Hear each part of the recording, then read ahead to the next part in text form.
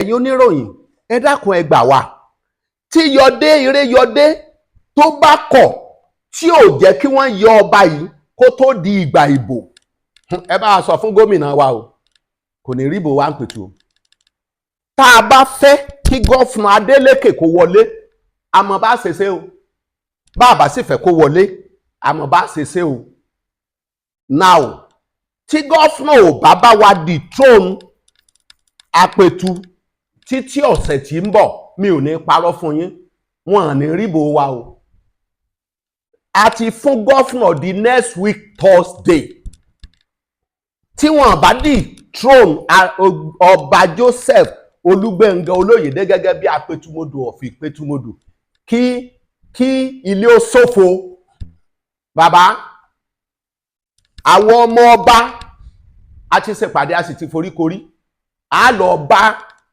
bá ẹgbẹ́ kejì APC pé tọ̀ ẹ̀kọ́ bọ̀wé ẹ búra fún wa ṣẹ́ẹ̀ṣẹ̀ ń tá a fẹ́ tán bá ti láwọn ó ṣe ń tá a fẹ́ àmọ́ tinú ilé kan débì kan ni pé tọ̀ ẹ má dìbò f'Adeleke o Yọdé ló kó bá Adeleke o ẹ má dìbò f'Adeleke o Yọdé ló kó bá Adeleke o bá a ṣe máa káàkiri nu nígbà bá fi rìnrìn ọ̀sẹ̀ kan pẹ̀lú ògo ọlọ́ìbò tá a bá dì ẹgbẹ́ alátakò ní ó wọlé o ṣùgbọ́n tí gómìnà wa bá ti jẹ́ ẹni tó torí gómìnà ọmọdúàbí ni ó máa ń tẹ́tí sí nǹkan táráàlú bá sọ tí ò bá tẹ́tí sí nǹkan tí ire Yọdé bá ń wí tó bá pè wá nǹkan kan tó bá tiẹ̀ ti lè bá wa yọ Apetumodu bàbá lágbára Ọlọ́run ẹ wà láàyè àwa ẹ̀ náà látún máa pé ẹ̀tọ́ ẹ̀yin ọmọ ìlú Ipetumodu gómìnà dáadáa ni o òní ẹja dìbò fún o òní ẹja dìbò fún o ṣùgbọ́n mo tún fi àsìkò yìí sọ fún ìjọba ìpínlẹ̀ Ọ̀ṣun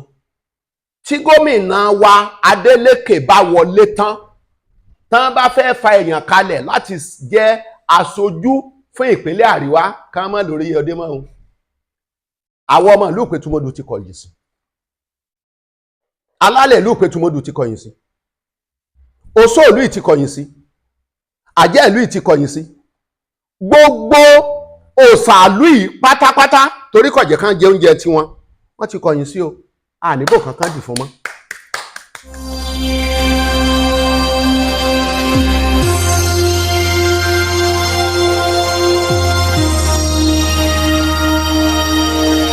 akínkù dédé àsìkò yìí bàbá wa o.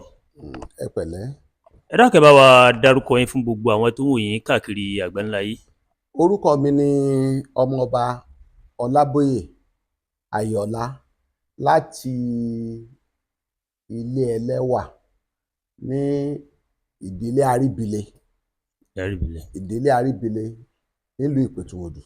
ẹ ṣé pọ̀ bàbá wa lórí awuyewuye tó ń lọ káàkiri orí ayélujára tí ó fi gbé àwa náà kan láti kàn ní ẹ̀yà Yorùbá World TV. lákọ̀ọ́kọ́ orúkọ mi ni Tóyìn Kábírù Adúàgbà. nílá gbọ́ pé ẹni tí ó jẹ́ Apetumodu yẹn kábíyèsí Olóyèdé pé látàrí ọ̀rọ̀ owó COVID-19 tí wọ́n ní ká fi ṣe àǹfààní fún àwọn aráàlú tó jẹ́ pé wọ́n dá sí àpò ara wọn tó fi di wípé wọ́n rán wọn ní ẹ̀wọ̀n ní orílẹ̀-èdè Amẹ́ríkà. a wá rí pé látìgbà náà ni àwọn tó jẹ́ bíi Ọmọọba àtàwọn olóyè ni wọ́n ti ń kọ lẹ́tà sí gómìnà ìpínlẹ̀ Ọ̀ṣun Ademolaadeleke pé àwọn fẹ́ kí wọ́n rọ kábíyèsí lóyè káwọn gbà pé orí ìtẹ́ Ìpetumodu ó ṣòfò kí wọ́n lè yan ọmọ òye míì torí pé ẹ̀yin àgbàlagbà náà lè máa sọ wípé kò sí àpọ́nlé fọ́ba tí ò lólórí bẹ́ẹ̀ náà ni kò sí àpọ́nlé fún ìlú tí kò ní ọba. àwọn ǹjẹ́ lè bá wa ṣàlàyé fún àwọn tí wọ́n kọ́kọ́ ń wò torí pé ọ̀pọ̀lọpọ̀ èèyàn náà kọ́ ló gbọ́ sí tí ń ṣẹlẹ̀ ní Ìpetumodu ǹjẹ́ lè bá wa ṣàlàyé tí ó ṣẹlẹ̀ gangan fún gbogbo ojú tó ń wá káàkiri. ẹ ṣé olóòtú ní ó tó ọdún tó kọjá ni a bẹ̀rẹ̀ sí rí nínú ìwé ìròyìn a bẹ̀rẹ̀ sí gbọ́ wípé Apetu ìgbà yẹn ọba Joseph Gbénga Olóyèdé wípé ó ń fèsì pé ó ń jẹ́jọ́ lọ́wọ́ nípa pé a kó owó jẹ a kó owó jẹ lórí ọ̀rọ̀ COVID-19. a kọ́kọ́ rò pé bóyá irọ́ ni ṣùgbọ́n àwọn ẹni bí ẹni àwọn èèyàn bí èèyàn tí wọ́n jẹ́ ọmọ ìlú yìí tí wọ́n wà nílùú Amẹ́ríkà ní agbègbè kan tán pè ní Ohio wọ́n fi ìdí ẹ̀ múlẹ̀ wípé òtítọ́ ni ọba Joseph Oloyede Gbénga ló jẹjọ́ lọ́wọ́ ní ìlú òyìnbó. Ṣùgbọ́n nígbà tó pẹ́, ilé ẹjọ́ wọ́n dá ní ẹ̀bi, wọ́n sì rán lọ sí ọgbà ẹ̀wọ̀n. Wọ́n ní pé ó máa fi ọdún 5 ó fi máa ṣe ẹ̀wọ̀n. Ó máa wá lo ọdún 3 níta, ṣùgbọ́n house arrest tíjọba máa sọ. So ọdún 8 ló máa lò tó fi máa sin ìjọba ìlú Amẹ́ríkà. Wọ́n sì ní kó dá gbogbo owó tó kó dá padà lẹ́yìn ìgbà tí wọ́n ti gbẹ́sẹ̀ lé gbogbo nǹkan tí ó ní. Láti ìgbà yẹn, nínú ìwé òfin wa ní orílẹ̀-èdè Nàìjíríà ní àti 1957 láyé Western Region àti ní present Ọ̀ṣun State, ẹnikẹ́ni tí wọ́n bá ti dájọ́ ẹ̀wọ̀n fún, kò bá jẹ́ ọjọ́ kan, kò ní ẹ̀tọ́ láti ti padà sípò gẹ́gẹ́ bí ọba tàbí joyè ní ìṣèlú Ipetumodu nìkan o. Gẹ́gẹ́ bí àṣà nílẹ̀ Yorùbá, ẹ̀dákẹ́dá kan tó bá ti lè lọ sọ́gbà ẹ̀wọ̀n tílé ẹjọ́ ti dájọ́ ẹ̀wọ̀n fún, kò bá jẹ́ ọjọ́ kan, kò ní ẹ̀tọ́ láti padà sórí ìtẹ́ gẹ́gẹ́ bí ọba tàbí ìjòyè mọ́. Ìgbà tí eléyìí ti ṣẹlẹ̀, àwọn ọmọọba nítọ̀ kì í dé bá ní káyẹrí. Ohun tó kù tí ká ṣe ni wípé kíjọba ìpínlẹ̀ Ọ̀ṣun wọ́n kúkú ti gbọ́ nǹkan tó ṣẹlẹ̀. Àwọn ọmọọba ìdílé ọba 2 ní lílù Ipetumodu. A ní ìdílé Fágbèmókùn, a ní ìdílé Àríbílé. Ìdílé Fágbèmókùn àti Àríbílé a sáré ṣe ìpàdé àkọ́kọ́, a pàdé ní ààfin gbogbo àwọn ọmọọba pátápátá nílé lóko lódò. Ìgbà tá a dé inú ìpàdé ní ààfin Apetumodu, a ṣe ìpàdé pẹ̀lú afọbajẹ. Olórí afọbajẹ wa ń gbà yẹn, olórí afọbajẹ wa ìṣe nígbà yẹn títí dì ìsìn, ó ní bàbá wa olóyè Sunday Adédèjì. Ó ní pé kò sí ìgbésẹ̀ kankan tó ń lè gbé àyàfi tá a bá rí CTC, certified true copy, tí wọ́n fi rán ọba Joseph Oloyede lẹ́wọ̀n. Inú tí ẹ̀ kọ́kọ́ fẹ́ bí wa wípé kí ló dé tí bàbá ẹ̀ tó ń bẹ̀rẹ̀. A wá lọ sí ọ̀dọ̀ ìjọba wa ní a lọ rí kọmíṣánná fún ètò ìgbòkègbodò lórí ọ̀rọ̀ ọba àti ìpínlẹ̀, local government and chieftaincy affairs. Ìyẹn náà ní nítorí wípé ìlú òyìnbó ló ti ṣẹ̀, àwọn gbọ́dọ̀ rí ìwé ẹ̀rí pé ní tòótọ́ ló ṣẹ̀, ní tòótọ́ ni wọ́n rán sí ọgbà ẹ̀wọ̀n. Kí ni ká ṣe o? Bàbá sáré a kó gbogbo ẹ̀jọ arìnrìn àjò bó ṣe yẹ ká rìn. Pẹ̀lú ògo Ọlọ́run àríwé yẹn gbà. Ìgbà tá a wá ríwé yẹn gbà, a wá mú ìwé yẹn, a kọ lẹ́tà tá a kọ, ìwé ó wà ń bẹ̀ yẹn. Tó bá yẹ pé mo mọ̀ pé lẹ́tà tá a kọ ó wà ń bẹ̀ yẹn, tẹ́ bá ní kí n mú jáde. a snap ẹ̀ tá a gbé sójú screen bẹ́ẹ̀ sí sọ̀rọ̀. Gbogbo àwọn ọmọ ọba ní ìdílé ní Fágbèmókùn agboolé 5, ní Àríbílé ẹ̀ka 5 náà ni wá, ó jẹ́ 10. Ní ẹ̀ka 10 ni wọ́n ti kọwọ́ bọ̀ wípé tọ̀ ìjọba o, ẹ bá wa sọ wípé ẹ bá wa pàṣẹ wípé kí wọ́n sọ ìtẹ́ Apetumodu di ahoro ká lè yan ọba tuntun. Torí pé ìlú ìwà kó mọ̀ ní olórí.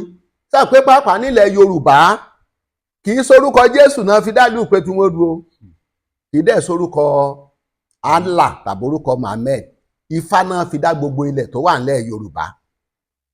Ó dẹ̀ ní òrìṣà tí ìlú kọ̀ọ̀kan tí wọ́n ń bọ. A ní òrìṣà kan nílùú yìí tá ń pè ní òòṣà àjẹ́, òrìṣà àjẹ́. Wọ́n ń pè ní òrìṣà ògìyán nílùú Èjìgbò. Wọ́n ń pè ní òòṣà Olúfọ́n nílùú Ifọ́n. Wọ́n ń pè ní Ọbàtálá nílùú Ifẹ̀ àti ilẹ̀ míì. Òòṣà yìí ọdún 3 la máa bọ nílùú Ipetumodu.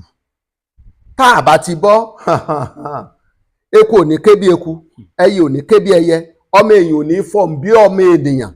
Oríṣiríṣi àjálù burúkú tó a bá sì tásìkò tó yẹ ká bọ òrìṣà ń tá a bọ, òrìṣà yóò máa dún, tí ó máa gbé, tí ó máa gbé ìgbà tó bá ti ń gbé tá a bá ti fún un ní tó yẹ ká fún un, àwọn èèyàn ó bẹ̀rẹ̀ sí kú. Ikú ọ̀dọ́ ti pọ̀ nílùú Ìpetumodu látìgbà yẹn, ọ̀pọ̀lọpọ̀ ti ń kú. Ifun bí mo ṣe ń sọ̀rọ̀ yìí, ẹnìkan sì kú níbi ilé 5 sílé ọ̀dọ̀ mi lónìí báyìí. Ọmọ yẹn lọ sí mosque lánàá tó lọ kírun, ó dẹ̀ dé, ó kú.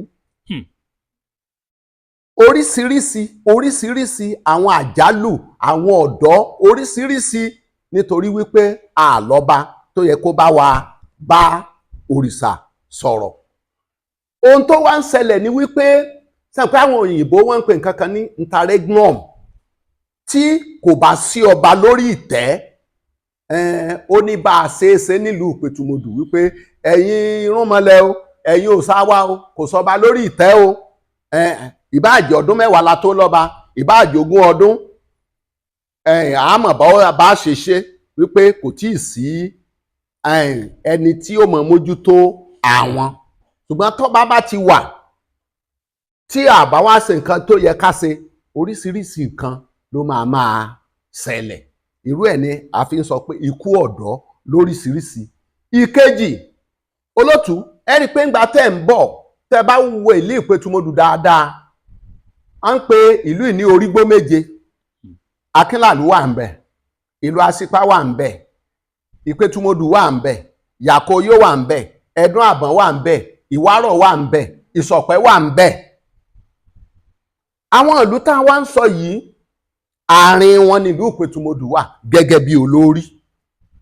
Ìlú Ìpetumodu tó wá wà nítorí olórí ńgbà tá à ní ọba. Ní apá òsì mi ń bí, à ń pè bìkan ní Akínọlá sí roundabout. Téèyàn bá ń lọ sífẹ̀, àwọn Ifẹ̀ àti Mọdákẹ́kẹ́ wọ́n dẹ̀ ti gba gbogbo àwọn oko táwọn ọmọ Ìpẹ̀tù ń dá bí abúlé 11. Àwọn Ifẹ̀ àti Mọdákẹ́kẹ́ wọ́n ti gba gbogbo ọbẹ̀ mọ́ wa lọ́wọ́ ń sìn, kò sẹ́ni tí ó jà fún wa, àlọ́ba. Tẹ́ ẹ bá wọlé lápá ọ̀tún mi ń bí, àwọn Ọdí Òmu wọ́n ti gba gbogbo ilẹ̀ wa tán, kò sẹ́ni tí ó jà fún wa. Tẹ́ ẹ bá ń bọ̀ ń bí, wọ́n ń pèlú kan Lásípa, àwọn náà ti gba ilẹ̀ wa. Ifun wọ́n claim pé ilẹ̀ wa, ilé àwọn ó débi tí police station ìlú Ìpetumodu wà, kò sẹ́ni tí ó jà fún wa. Tá a bá mú látẹ̀yìn ń bí, àwọn ìlú míì àwọn náà tó ti gba. So ọ̀pọ̀lọpọ̀ nǹkan tí ò yẹ kó ṣẹlẹ̀ ló ti bẹ̀rẹ̀ sí ṣẹlẹ̀ ní ìlú Ìpetumodu. A dẹ̀ sọ fún ìjọba wa, a gbé gbogbo ìgbésẹ̀, a rin gbogbo ìrìn tó yẹ ká rìn. Ṣùgbọ́n nígbà tí ọwọ́ kọwọ́, tẹ́sẹ̀ kan ẹsẹ̀, tá a dé secretariat l'Óṣogbo, tá a dé ọ̀dọ̀ àwọn ẹni bí ẹni, àwọn èèyàn bí èèyàn, wọ́n fi hàn wá, wọ́n ní gbàrà tọ́rọ̀ yìí ti ṣẹlẹ̀ ní gómìnà wa olóríire Nurudeen Jackson Adeleke, gómìnà ìpínlẹ̀ Ọ̀ṣun, wọ́n ló ti pàṣẹ fún commissioner for chieftaincy affairs pé ó yá lọ yọ ọba yẹn kan fún wa lọ́ba tuntun. Ṣùgbọ́n ọmọ wa tó jí aṣojú wa tá a dìbò fún wípé kíyẹ̀ ò mọ́ fi jẹ wá ní Ìpẹ̀tù, wọ́n ń porúkọ rẹ̀ ní Abídèmí Ìreyọ̀dé, òní deputy speaker Ọ̀ṣun state. Bàbá olótùú, lákọ̀ọ́kọ́ APC, ìjọba APC, àwọn ni wọ́n ń ṣe ìlú yìí. Ṣùgbọ́n olótùú, ṣe rí ìlú wa yìí, àwa ìdìbò nítorí ẹgbẹ́ o, àìdìbò nítorí òṣèlú, nítorí ènìyàn làwa fi máa ń dìbò. Tí a bá mọ̀ wípé Kẹ́hìndé APC ní í ṣe, Kẹ́hìndé ọmọ wúlò fún wa, ẹ jẹ́ á dìbò fún kó ṣe gómìnà. Tá a bá wá rí i pé ẹni House of Assembly PDP mọ̀ ní ọmọ wa ni yóò ṣe dáadáa, a wà torí ẹ̀ tún dìbò fún, báwa ṣe dìbò tiwa nìyẹn. Ṣùgbọ́n ẹ jẹ́ kí n sọ wípé a ṣe àṣìṣe léléyìí. Ìgbà tí Abídèmí Ìreyọ̀dé dé, ọmọ ọba ni, ọmọ ọba, ara ọmọ ọba lòun náà nílùú Ìpetumodu. Agboolé wọn jẹ́ tán pè ní agboolé Àròjé, ọmọ ọba ni, tí bàbá rẹ̀ sì jẹ́ èèyàn pàtàkì tó ṣe takuntakun nílùú nígbà tó wà láyé la bá dìbò fún. Nígbà tá a bẹ̀rẹ̀ sí rìn tá a dé ọ̀dọ̀ àwọn ìjọba wa lóṣogbo náà ní àwọn tí gbégbèsè tó yẹ káwọn ò gbé. Ọmọ yín Iréyọdé ló gbẹ́sẹ̀ lé wípé ẹ gbọ́dọ̀ ṣe nǹkan kan lórí ọ̀rọ̀ ọba o. Àwọn ìjòyè wa wọ́n dẹ̀ ránṣẹ́ pé lẹ́ẹ̀mẹ́ta wọ́n kọ lẹ́tà wọ́n pè kò dá wọn lóhùn. Àwa tá a jẹ́ ọmọ ọba tá a jẹ́ bíi baba fún àwọn ọmọ ìyá àwọn ọmọ bàbá ẹ̀ wà ní ìpàdé tá à ń ṣe aránṣẹ́ pé Iréyọdé bí ẹ̀ márùn-ún akọ lẹ́tà o aránṣẹ́ pé o kò dá wa lóhùn. Làbágbègbèsẹ̀ pé ẹ lọ tí ààfin Ipetumodu pa. DPO ìlú yìí ló bá ní ká má jẹ́ kí ìlú ó bàjẹ́ pé kí ló ń bí wa nú aláàfẹ́ lọ rí kọmíṣánná ọlọ́pàá. Kọmíṣánná bá ní kí ló ń bí wa nú a ní a fẹ́ rí gómìnà ká ṣàlàyé fún un tó ń ṣẹlẹ̀. Ní kọmíṣánná ọlọ́pàá bá ní òkè ká má wọrí pé tó bá di Monday or Tuesday a máa rí gọ́fúnà láti bá a ṣèpàdé. Alẹ́ ọjọ́ yẹn Iréyọdé tá a ti ránṣẹ́ pè látijọ́ ẹ̀ tí ò dá wa lóhùn ló bá pè lálẹ́ ẹjọ́ yẹn wípé òun fẹ́ bá gbogbo ọmọ ọba ṣèpàdé. Àwọn kan sọ pé ká má lọ, àwọn kan ní pé ká lọ ká tiẹ̀ gbọ́n tí yóò sọ.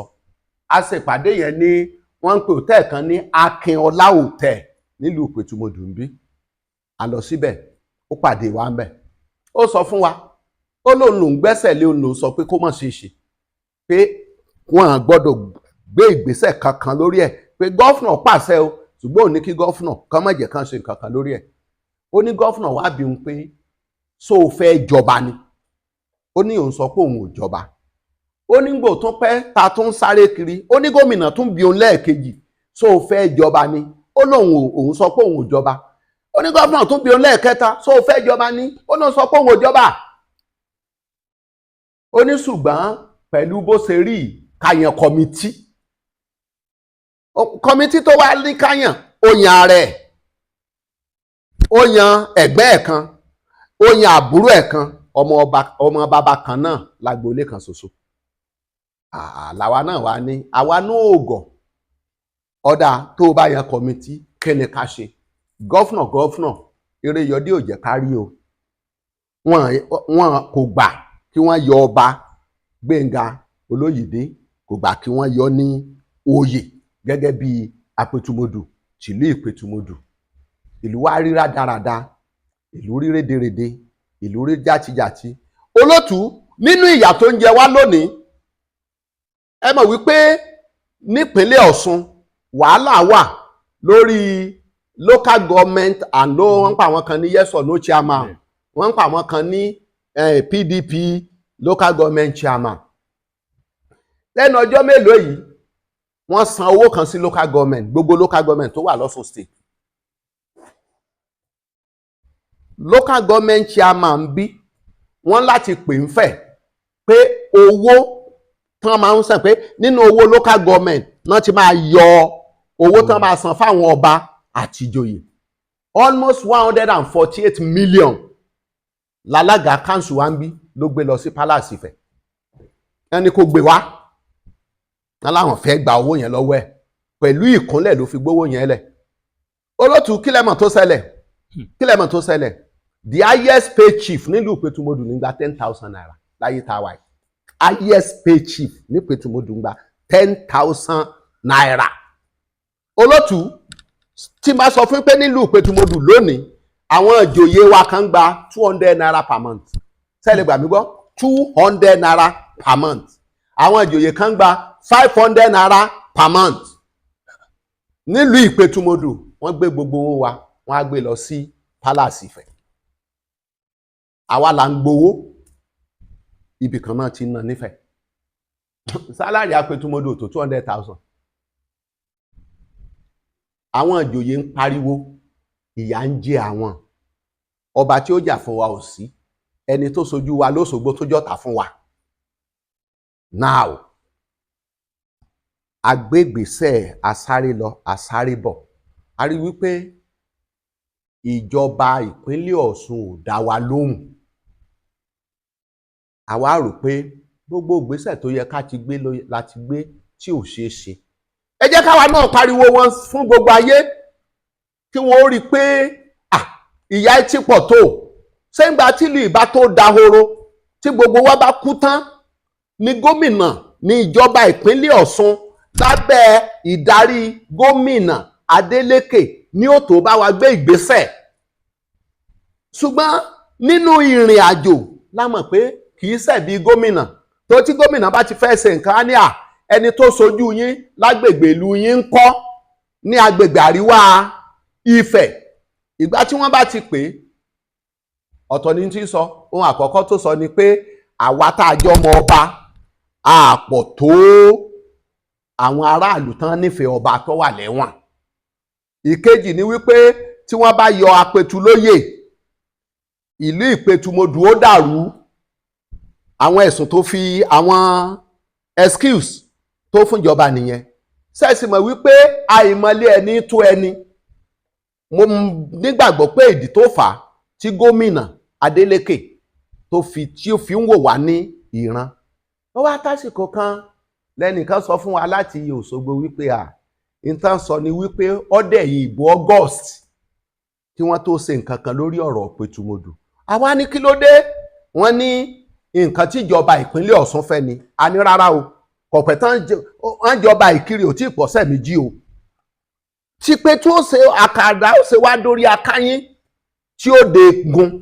Ìdí tí gbogbo àwọn ọmọ ọba àtàwọn ìjòyè àtàwọn sàràkí ìlú tí wọ́n fi kóra wọn jọ nù pé ẹ dákun ẹ jẹ́ á pariwo fún gbogbo ayé kí wọ́n gbà wá o. Nǹkan tí ire yọ dé. Igbákejì abẹnugan ìpínlẹ̀ Ọ̀ṣun tó ń fojú wa ríre o. Bóyá kó mú wa ká lọ bá gọ́fúnà, tàbí tí ò bá mú wa bá gọ́fúnà, a mọ̀ pé tá a bá ti sọ̀rọ̀ ẹ̀yin oníròyìn nípa ariwo tẹ́ ẹ bá pa, gómìnà ó gbọ́, ìjọba ó gbọ́. A ti kọ lẹ́tà dé Àbújá tó wà ní ọ́fíìsì ààrẹ Tinubu wípé kán gbà wá. Òun ló wá mú wa tá a fi jáde wípé tọ̀ ẹ̀yin oníròyìn ẹ dákun ẹ gbà wá. Tí ire yọdé tó bá kọ̀ tí ò jẹ́ kí wọ́n yọ ọba yìí kó tó di ìgbà ìbò, ẹ bá a sọ fún gómìnà wa o, kò ní rí ìbò wa ń pètù o. Oníròyìn wa sẹ́rí ìlú tá a wà yìí náà ń pè ní Ifẹ̀ North Local Government. Tí gọ́fúnà kó bá wọlé nípínlẹ̀ Ọ̀ṣun, ìbò Ifẹ̀ North ni ó ní bá a ṣe é ṣe. Tán bá fẹ́ rí ìdìbò gọ́fúnà kan tí ó wọlé, ó ní bá a ṣe é ṣe nífẹ̀ North. Tó ti yé yín, àwọn olóṣèlú méjèèjì wọ́n máa sì rí yẹn. Tá a bá fẹ́ kí gọ́fúnà Adeleke kó wọlé, àmọ́ bá ṣe ṣe o. Bá a bá sì fẹ́ kó wọlé, àmọ́ bá ṣe ṣe o. Now, tí gọ́fúnà ò bá wa dethrone Apetu títí ọ̀sẹ̀ tí ń bọ̀, mi ò ní parọ́ fún yín, wọn ò ní ríbò wa o. A ti fún gọ́fúnà di next week Thursday. Tí wọ́n bá dethrone ọba Joseph Olúgbénga Oloyede gẹ́gẹ́ bí Apetumodu of Ipetumodu, kí ilé ó ṣòfò. Bàbá, àwọn ọmọ ọba a ti ṣèpàdé, a sì ti foríkorí.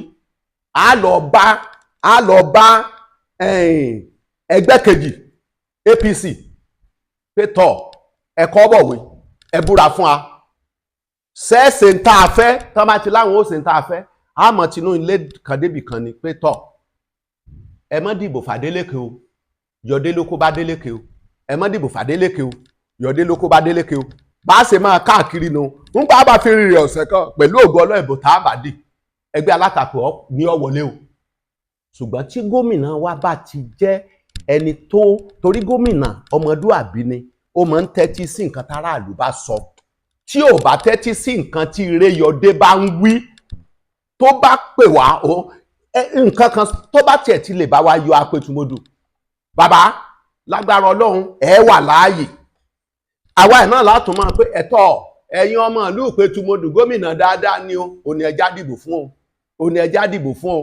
Ṣùgbọ́n mo tún fi àsìkò yìí sọ fún ìjọba ìpínlẹ̀ Ọ̀ṣun tí gómìnà wa Adeleke bá wọlé tán bá fẹ́ fa èèyàn kalẹ̀ láti jẹ́ aṣojú fún ìpínlẹ̀ àríwá kán mọ́ lórí ọdẹ mọ́ òun. Àwọn ọmọ ìlú Ipetumodu ti kọ̀yìn sí, alálẹ̀ ìlú Ipetumodu ti kọ̀yìn sí, oṣó ìlú yìí ti kọ̀yìn sí, àjẹ́ ìlú yìí ti kọ̀yìn sí, gbogbo òṣàlú yìí pátápátá torí kọ̀jẹ̀ kan jẹ oúnjẹ tiwọn wọ́n ti kọ̀yìn sí o, àníbò kankan dì fún mọ́. Ṣùgbọ́n tí Yọdé bá lè bá wa gbé ìgbésẹ̀ tí gọ́fúnà dethrone Apetu ṣe wípé tọ̀ ìtẹ́ Apetu o ti ṣòfò, tó bá wá di ẹ̀yìn ìbò lágbára Ọlọ́run, tó bá dẹ̀yìn ìbò àwa lè ṣẹ̀ṣẹ̀ bẹ̀rẹ̀ sí bẹ̀rẹ̀ processing láti yan Apetumodu míì. Ǹjẹ́ mọ̀dí tó fà á? Àwọn oníjẹkújẹ kan nílùú Ipetumodu, ó fẹ́ olótú, mo fẹ́ kẹ́ ẹ jẹ́ kó wà nínú ìròyìn yín tá gbé jáde o. Àwọn oníjẹkújẹ kan nílùú Ipetumodu, àwọn kan tí wọn ò jẹ́ èèyàn tán rò pé àwọn èjì èèyàn, bó o lẹ́sẹ̀ rò wípé Ipetumodu ó dúró fún ọdún 8 ká tó tún lọ bà mí. Àwa gbọ́ wípé wọ́n ń sáré kiri pé kí wọ́n fún un ní state pardon l'Amẹ́ríkà.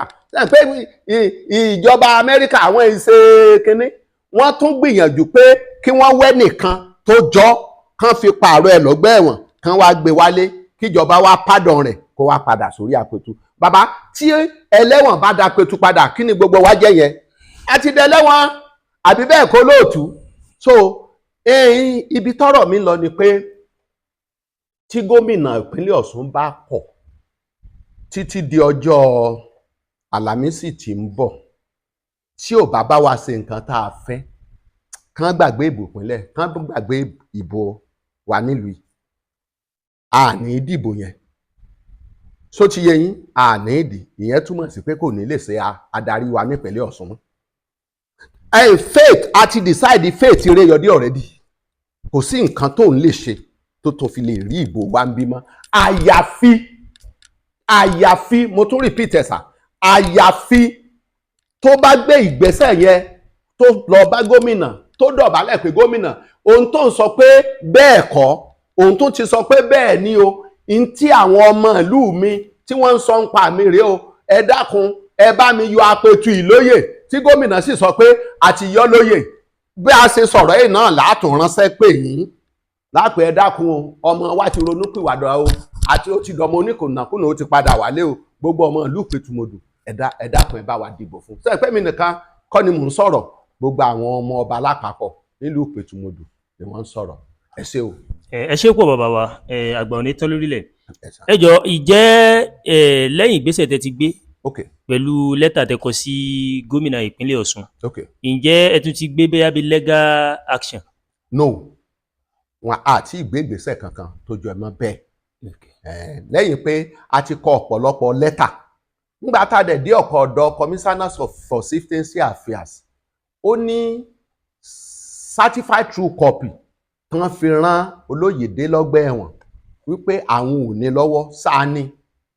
A dẹ̀ tún mú jáde, certified true copy yẹn náà tún wà níbí, a tún fi hàn wọ́n, then a submit ẹ̀ fún wọn. Ṣùgbọ́n pé ká lọ pé bí ìgbésẹ̀ ilé ẹjọ́ kọ̀ọ̀kan àgbé ìgbésẹ̀ kankan. Ẹ ṣé pọ̀ bàbá wa, gẹ́gẹ́ bí ẹ sì sọ ẹ ní ìdílé méjì tó jẹ́ ìdílé ọmọọba nílùú Ipetumodu, Aríbilé àti Fágbèmókun yẹn. Gẹ́gẹ́ bẹ́ẹ̀ ṣe mọ̀ wípé gẹ́gẹ́ bẹ́ẹ̀ sọ pé ẹni tó jẹ́ bí aṣojú yín tí wọ́n sọ ni pé kó má di pé bóyá ìjà ó ṣẹlẹ̀. Ǹjẹ́ tí gómìnà bá yọ Oloyede, ǹjẹ́ ìjà ò ní ṣẹlẹ̀ láàrin ìdílé ọmọọba méjì pé bá a ti fẹ́ ẹni tá a fẹ́ kalẹ̀ lé ẹni tá a fẹ́ fà kalẹ̀ lé? Olóòtú, ẹ ṣé yóò dáa fún yín. Ṣé rí ẹ̀mọ́ tó múnú mi dùn? Ohun tó ṣẹlẹ̀ yìí ó tún wá jẹ́ kí ìrẹ́pọ̀ kó tún wà láàrin àwọn ọmọ ọba ìdílé méjèèjì Fágbèmókun àtàríbilé. Àìsí ìrẹ́pọ̀ tẹ́lẹ̀ rí ni ọba tó lọ sẹ́wọ̀n fi déédéé di ọba nítorí àmọ́ ibi tó ti wá. Àmẹ́yẹ tó sú, ó kàn déédéé jáde póun fẹ́ jọba, a sì gbìyànjú, ó ṣàfagídí jẹ́. Ṣé rí lọ́wọ́lọ́wọ́ tá a wà yìí, bàbá, ìdílé Aríbilé lèmi ti wá. Àwọn Fágbèmókun àti Aríbilé náà rán mi ń sẹ́ni tí mò ń ṣe. Tí ó bá declare rẹ̀ lónìí, àwọn bàbá wa nídìílé méjèèjì a ti fìmọ̀ ṣọ̀kan. Ohun táwọn bàbá wa ń fẹ́ ń sìn ni pé àwọn làwọn ò mọ̀ yan ọba fún àwọn afọbajẹ láti ẹni tí ó bá jí ọba kò lè sí ìjà kò lè sí wàhálà kò lè sí dààmú nítorí ìyà ti jẹ́ àtó. ẹ ṣé pọ̀ bàbá wa a gbọ́ pé àwọn ọmọ ìlú Ìpẹ̀tùmọdù pé wọ́n ti ń gbèrò láti fẹ́ ṣe ìfẹ̀hónú náà lọ sọ́dọ̀ gómìnà pé àwọn ò ní gbà pé kò dábí làwọn ṣe wà láì ní ọba. Ìmọ̀ràn wo lẹ bá wa ní fún àwọn ọmọ ìlú torí pé a gbọ́ pé ẹ̀yin olóyè àtẹ̀yin ọmọọba lẹ̀ ń kì wọ́n pé rárá ẹ má jẹ́ agbègbè iṣẹ́ bẹ́ẹ̀ pé gómìnà kì í ṣe èèyàn tó jẹ́ pé ó fẹ́ràn wàhálà. ẹ ṣé olótùú ní tòótọ́ àwọn ìlú àwọn ìyálọ́jà àwọn bàbálọ́jà àwọn ọ̀tọ̀kùlú ìlú àwọn ọmọọba a ti gbìyànjú láti gbé ìgbésẹ̀ láti fi ẹ̀hónú hàn lọ sí ọ́fíìsì gómìnà nípìnlẹ̀ Ọ̀ṣun ṣùgbọ́n ẹni tó jẹ́ adarí ọlọ́pàá DP ọlọ́pàá ìlú yìí ọmọ Yorùbá ni ọmọlúàbí ni ó bá wa sọ̀rọ̀ ó ní ìfẹ̀hónúhàn kọ́ ni ó ṣe kókó ṣebí ká ti rí gómìnà ni àní bẹ́ẹ̀ ni òun ló ní ká lọ bá kọmíṣánná ọlọ́pàá kọmíṣánná ní instead tá a fi máa fi ìfẹ̀hónú hàn pé ká lọ rí kọmíṣánná ní ó jẹ́ ká rí gọ́fúnà chief of staff òun ò jẹ́ ká rí SSG òun ò jẹ́ ká rí ọjọ́ alẹ́ tí a jọ ṣèpàdé yẹn ní Ìrẹ́jọdé tó dé òun ló wá blọọkù wa báyìí ní ò jẹ́ ká lè rí wọn mọ́. So ìmọ̀ràn mi rèé gbogbo ẹ̀yin ọmọ ìlú Ìpẹ̀tùmọdù nílé lóko lódò ẹ̀yin ìjòyè ìlú Ìpẹ̀tùmọdù nílé lóko lódò gbogbo ẹ̀yin ìyálọ́jà bàbálọ́jà ẹ jẹ́ ká fi sùúrù ṣe é àwa nílùú Ìpẹ̀tùmọdù àwa ìjà àwa ìbínú òfin la máa ń tẹ̀lé a dẹ̀ máa ń fi sùúrù yanjú ohun gbogbo ìmọ̀ràn mi ni pé kò ní sí ìjà kò ní sí wàhálà kò ní sí dààmú. Gómìnà wa Nurudeen Jackson Adeleke ọmọ àlè èèyàn ní fọwọ́ òsì júlé wele bàbá rẹ̀ ó tún ìlú bàbá yín ní Ẹdẹ ṣe dáadáa dákun bá wa tún ìlú Ìpẹ̀tùmọdù ṣe nípa bíbá wa yọ ọba tó ti wà lọ́gbà ẹ̀wọ̀n Joseph Gbénga Olóyèdé kúrò lórí ìtẹ́ Apetumodu ká fi lè ráàyè ní ọpọ́nlé méjèèjì láti yan ọba tuntun fúnra wa. Nǹkan tá a fẹ́ ni wípé bá wa yọ ọba Joseph Gbénga Olóyèdé kúrò nípò tó wà ká sì fi sùúrù ká fi yan ọba tuntun fúnra wa. A sì fẹ́ kó ṣẹlẹ̀ nínú ọ̀sẹ̀ tá a fẹ́ bọ́ sí i bọ́ bá ṣe é ṣe lálẹ́ ìgànnà wa dùn sí. ẹ bá wa dárúkọ yín lẹ́ẹ̀kan ìsà. Orúkọ mi ni ọmọọba Ọlábóyè Ayọ̀ọ́lá láti ilé ẹlẹ́wà ìsọ̀kọ́ Àríbílé nílùú Ìpẹ̀tùmọdù. ẹ ṣé pọ̀ sà adúpẹ́ lọ́wọ́ ojú tí ó wù wá pátápátá ọ̀rọ̀ náà lẹ ti gbọ́ látẹnu bàbá wa olóyè nípa ọ̀rọ̀ tí ó ń lọ nílùú Ìpẹ̀tùmọdù pé kí gómìnà ademolaadeleke kí wọ́n bá wọn yọ ọba tí ó ń ṣe ẹ̀wọ̀n nílùú Amẹ́ríkà ìyẹn ọba Olóyèdé látàrí pé eku ò ké bí eku ẹyẹ ò ké bí ẹyẹ bẹ́ẹ̀ lọ́mọ ènìyàn ò fọ́n bí ọmọ ènìyàn. Adúàgbòlúwatúyìn bàbá Gòyà lórúkọ mi bó bá tún ṣe ń jẹ́ á tún jẹ́ kẹ́ màmá nìkan ni ẹ ṣé púpọ̀ tẹ́ ń wò wá o.